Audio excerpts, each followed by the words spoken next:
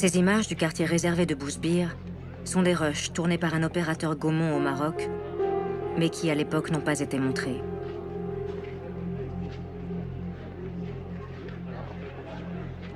Construit en 1922, au moment où Lyautey planifie l'édification des villes modernes du pays, Bousbir est né de la volonté des autorités de lutter contre la propagation des maladies vénériennes en raison du développement de la prostitution.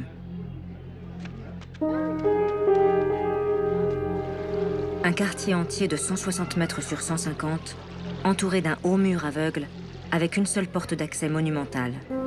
Et à l'intérieur, des commerces, un coiffeur, des cafés. Et bien sûr, ses habitantes bien particulières.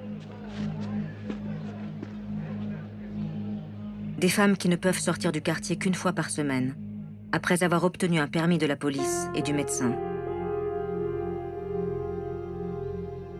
Une prison à ciel ouvert pour ces travailleuses du sexe, photographiée ici par la photoreporter Denise Bellon dans les années 30.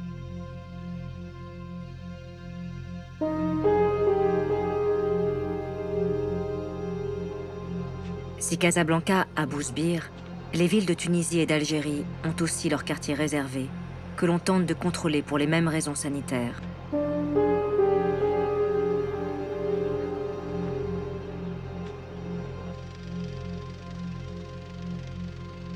Depuis les débuts de la colonisation, une des motivations pour les candidats au départ, c'est cette promesse insidieuse de femmes offertes et soumises, et qui paraissent mises à la disposition des Blancs.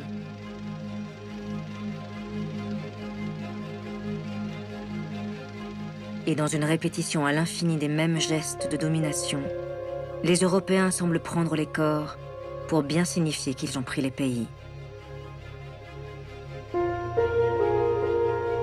Des images dérangeantes qui témoignent du grand marché sexuel qu'est alors devenu l'Empire. Bien loin de la propagande officielle sur l'incroyable œuvre civilisatrice de la France.